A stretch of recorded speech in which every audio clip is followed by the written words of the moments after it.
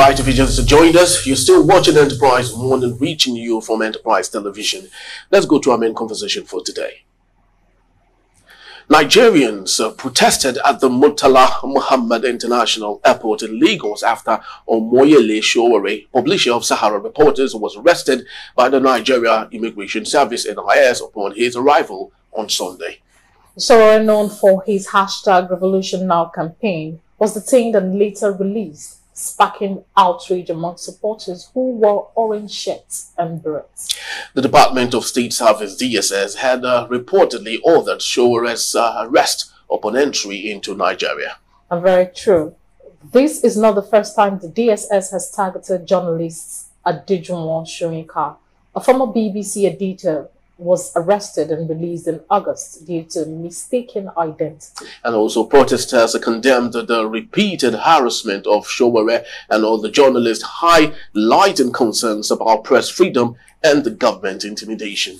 The incident underscores ongoing tension between Nigeria's government and critics, with many fearing escalating repression. Very true. And with us in the studios, we had to let Pastor Tunji Abdulhamid leave. And of course, we still have Pastor Vansofele. Thank you so very much for hanging on. Yes, so there we have it. Sowore finally made it home.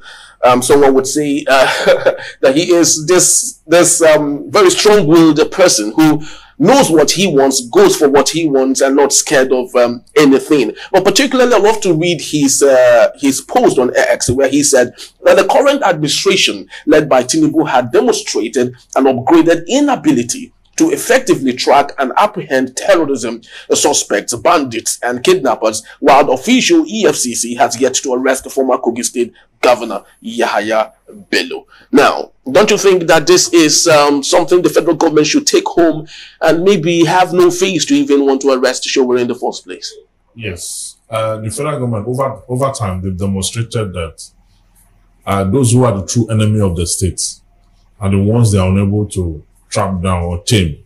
But those peaceful protesters and journalists who actually are doing their job, their calling, exercising the right under their profession and under Section 22 of the 1999 Constitution, are the ones that they clamp down on.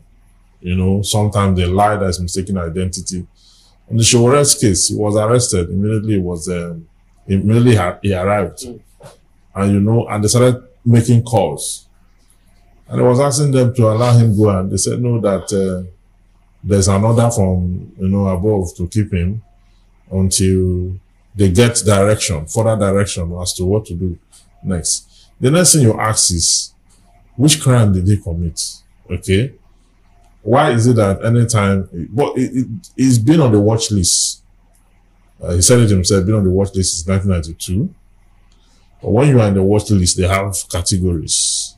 Like he said, sometimes you're on the watch list, government just want to know where you are going to, and anytime you arrive, when you arrive. There are some other persons who are in the category of when they are leaving, they either hold them down or they allow them go when they are coming back.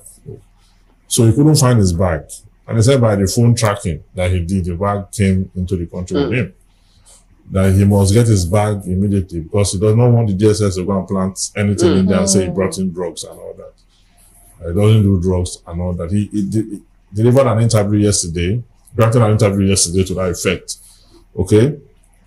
At the end of the day, what we have, this government is doing is to arrest the likes of PDOM, arrest all activists, journalists, those who go to Serap's office, ransack the place and all that. Even as mean as Buhari was, Buhari's government didn't direct anyone to go to Serap's office. But this particular government, anywhere there's a voice of dissent, you see they will go there, they will start to, make a show of shame of the whole thing. But the insurgents in the country, those ones are doing video on TikTok, brandishing loot, what the proceeds of crime, and warning the federal government. And the federal government send them ministries there to go and take instructions. You understand? Because they are not. It's not the way to lead anyone. The government is making no attempt whatsoever to end insurgency in Nigeria. What it wants to end is people exercising their right under the Constitution. And that one is impossible. But Barrister Evans Ifeli, Sowore made a striking comment. He said the democracy that they've been fighting for, and because it's been on the watch list since 1992 when he was a university undergraduate, yes, that is democracy we've been fighting for. Unfortunately, we've not achieved it in Nigeria. But we are saying we are a democratic country. How true is that? Well, not achieved the democracy now. I mean, look at the whole thing from the military. Let's even look at its constitutional development, which is supposed to be a journey to democracy. When we left it off from colonialism, we had the 1960 Constitution, which was a constitution that held back part of governance until 1963. When we had the 1963 Republican Constitution. Now that constitution ushering democracy fully into the country. Between 1963 to 1966, January 15, 1966, the military struck. Okay, took over power, you understand, and left it off from 1966, left it off in 1979. We came back to democracy in 1979, established the Second Republic. Then, from that time, the democracy didn't last. Shagari, and it didn't last. The military took over again. Okay. Then they were to leave it around the 1993. That's the Third Republic. What's his name? The Yoruba leader. What's his name again? Abiola. Yeah. Abiola. But the Third Republic was short-lived. You understand? Because the military came in again, annulled the election. They didn't even allow it to, flourish.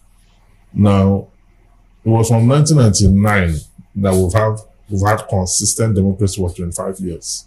Now, that democracy is called to question. It's called to question because the components of federalism, okay, we've not been able to establish it through the 1999 Constitution. We still have so many discrepancies. I mean, issues that you cannot reconcile. Press freedom. We've been having issues with the press since 1999 to date. Okay, press freedom is not there. Citizens' right to assemblage and agitation, peaceful protest is a challenge. How can that be a challenge under democracy? So if you have that as a challenge, that means you don't have democracy. Then the 25 years unbroken democratic engagement has not brought any fruit of democracy. Okay, now, Barrister Evan, sorry to cut you short. It's as though Sowore came into the country because of the protesters that were wrongfully detained. And he said he's going to look into it, that they are released, because according to the judgment that was given, they were trying to unseat the governor the sitting president with placards. And I don't know how true that is because you're a barrister. How can protesters unseat a president by just going out on the street with placards to agitate for good governance? Now, that is one of the reasons why he came into the country. And do you see Fearless, because it's been tagged Fearless come October 1st? Do you see Fearless making headway and protesters not being detained the way the current was are still? It doesn't matter whether you detain protesters or not. Protest is a right, and that right is inalienable. Yeah. And Sowore is a citizen of Nigeria. He can leave Nigeria and come to Nigeria anytime he likes. Whether to go and help rescue those who are detained or whatever it is, go and come in anytime. The right of ingress and ingress is a right. Right for movement. You can go out and come in. You understand? So, as long as the government is not going to govern the citizens well, as long as what they want to do is to silence them and then put them under subjugation, the protest will continue. But one thing about protests is agitation all over the world. The more you think you want to silence everyone, the more you find more work to do. And the federal government will see more work to do because people will not be intimidated. Under military regime, people protested. I'm talking about civil rule. People will protest. So, even the president himself protested during the military regime. Once you go out to protest, you know that you are going to sell straight. And people went to sell. But they refuse to back down, because now that we have a democracy, that democracy should be a blessing to us. You understand? It should be the point of call where the rights of every citizen is respected. But the government have said they won't allow citizens to, do what they ought to do. Those who have levied war against this society, who are supposed to be charged for treason, are the insurgents, the bandits, the kidnappers, and the rest of them. They're the ones levying war. Treasonable felony or treason is when you make an attempt, when you levy war against the country, when you make an attempt to remove a president or a governor from office, other than the constitutionally established means. That's what treason is. That's what treasonable felony boils on. But now when people go to protest and you say they carry another country's flag, therefore it's treason, you need more than just a charge sheet to establish that in court. No court can convict. No court can convict anyone who have gone to protest, who's now have been charged for treason. Because the component and element of treason is established under the law. And the court of law cannot bypass those elements to convict anyone. Sowore's case, he was standing trial for treason for how many years? For 5 years. At the end of the day, the federal government came there and withdrew the case because they knew they don't have any evidence to establish treason. Treason is not what you establish by just talk. Even under the military rule, the reason they were able to, convict many of them, Obasanjo and the rest of them, for treason when they were taking over government was because they were tried under the court martial, the military court. There's a court martial, not a civil court. They have their own way of, very funny way of tendering evidence. And then they'll just, and a summary trial. The trial is summary, one orderly trial. They just package you and say, yes, this is treason, and they convict. And the next thing they do, they put the person to death and all that. This one is democracy. You cannot, that somebody carry flag of another country, go to churches, they raise flag of every other country. Are they all treasonable? In hotels too, you see different flags of. Yes, so those hotels, literally, you could say that this is insubordination or something like that. You understand? But if you are going in the country where people carry flag of another country to brandish and all that, so the government cannot sustain this trajectory of, intimidation. Government cannot sustain it. Now, can we call Sowore a special breed of activist? Because if it were someone else that had come into the country, I don't think he would have been easily released the way Sowore was released. So what do you think is the underlying thing the moment they started interrogating him, he tweeted. Okay. That was even why his supporters now invaded the airport. So it was going to be a showdown. If they did not allow him to tweet, possibly they would just roll him the way they normally do and then take him and put him in detention until he gets a chance or somebody gets to give an information as to what's going on. You understand? It's a constant DSS detainee. He has a special lodge. There. So even the DSS, the immigration, they are aware of all these things. That these are our hope. Okay. People who will not back down. You understand? When he was abroad, people were saying he left and asking you to go and protest. He left. But we've seen it anytime he's in the country, he's always at the forefront of every protest. There's no iota of fear, no iota of anything. In one interview, he said the Nigerian state have even kept him too long. Like he thought by now they would have killed him. He's been there now for a couple of years. So that is what this country, we need to have people, more of him, in the forefront. Otherwise, they will use this hunger, this thing they are creating now, to silence everybody. But what do you think about what he said? He said whenever it calls for a protest like this, Nigerians are always happy when they see him, encourage him to go to the forefront, just like you said. But when it comes to giving him leadership, the Nigerians run away from him. So do you think Sowore is a good enough leader with what you see? If Sowore is distributing, if he's giving inducement and the gratification, They will go and vote for him. The people that are following these leaders, they are not following them because they like them. They are following them because of corruption. That the citizens, bear a huge chunk of the corruptive tendencies that we have in the country. Even the ones that are not recruited to join police, because they say when you are recruited into the police, you get to learn how to demand for money through the process of the police college and all that. You get to learn corruption itself. Even citizens that are untrained in the police work and all that, everyone is corrupt. When you go to a party and you want to park your car, everyone will be asking you for money.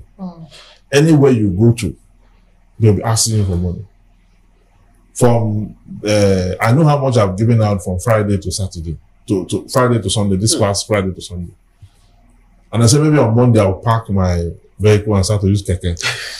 so that because all of us were the masses. I'm not part of the elite. I'm in the masses. So the citizen, they have that tendency to always want to collect, to always want to sell their birthright, to always want to prove to you that they are hungry. And therefore what they are doing is justified.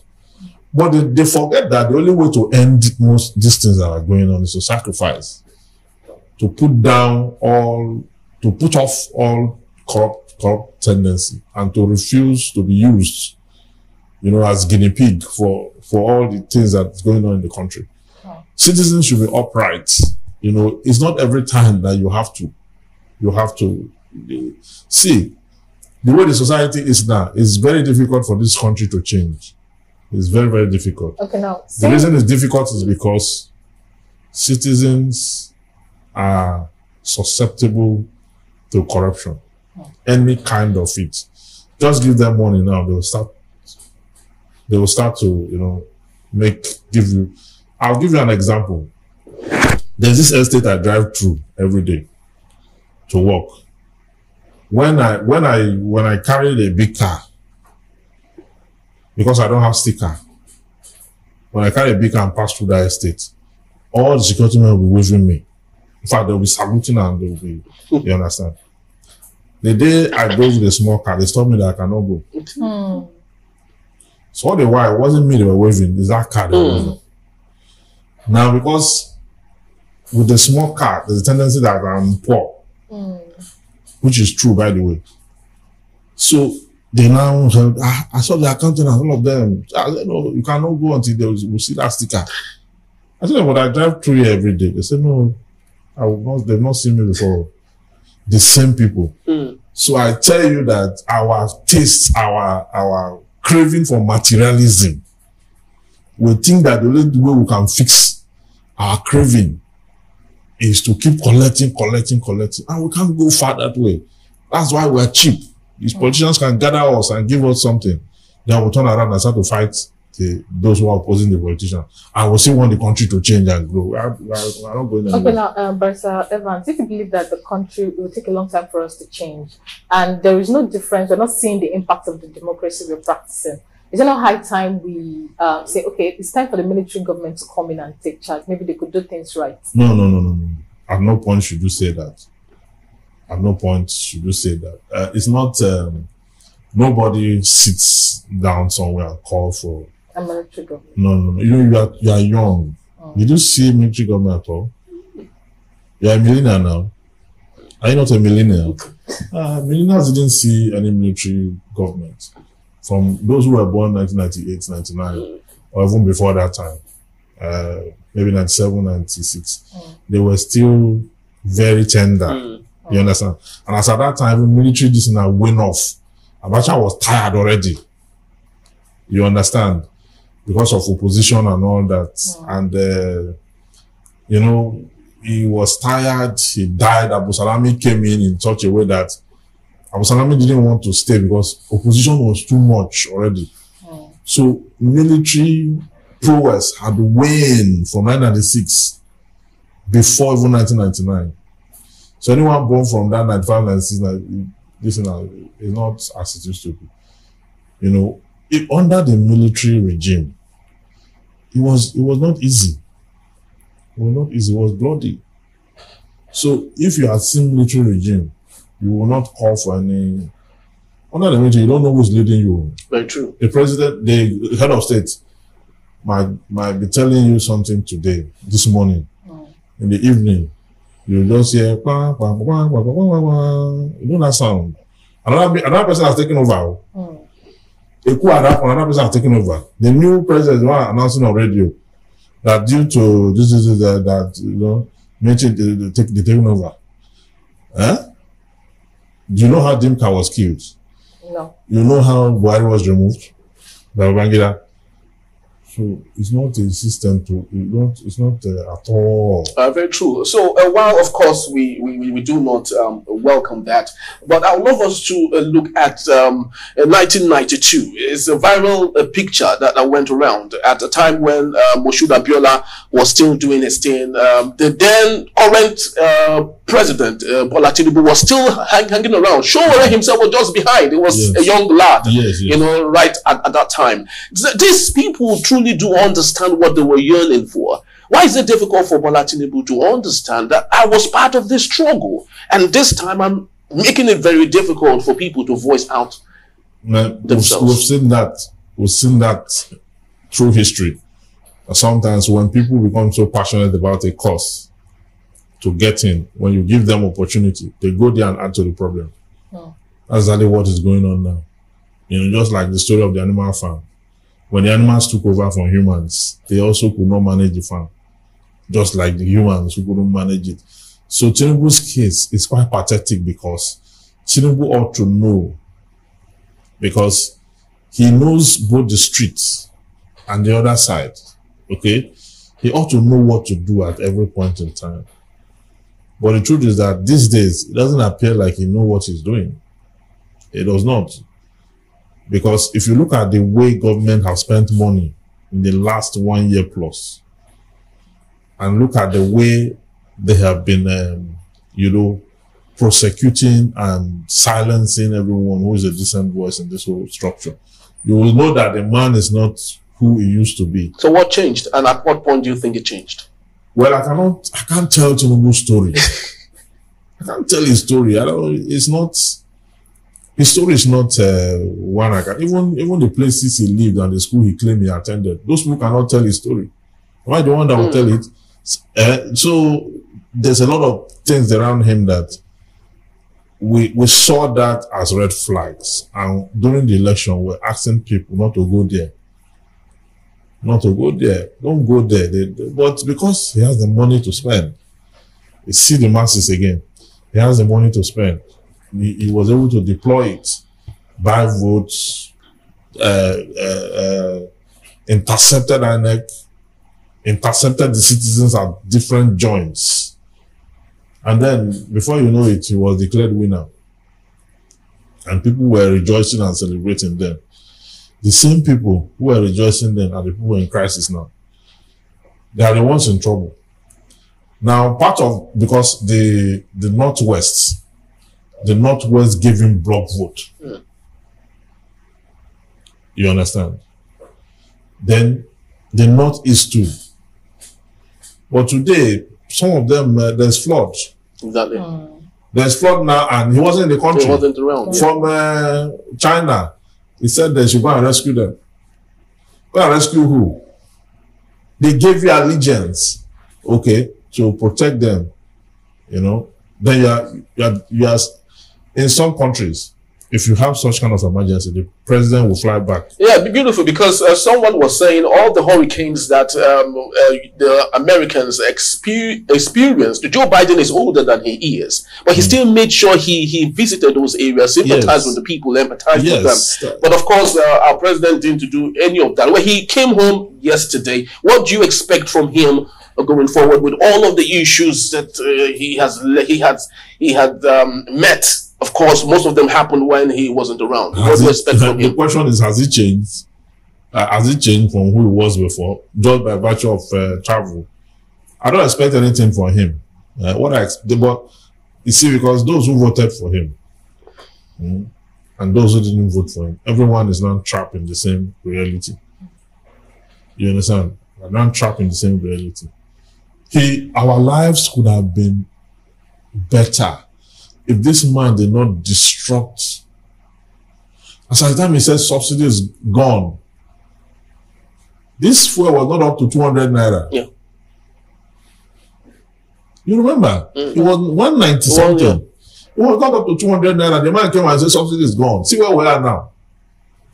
It cannot even take us back to where we were before his emergence. It cannot even take us forward from where we are now to the next point of call. You understand? And then you say that they are telling me that he's a good leader. How is he leading the country well?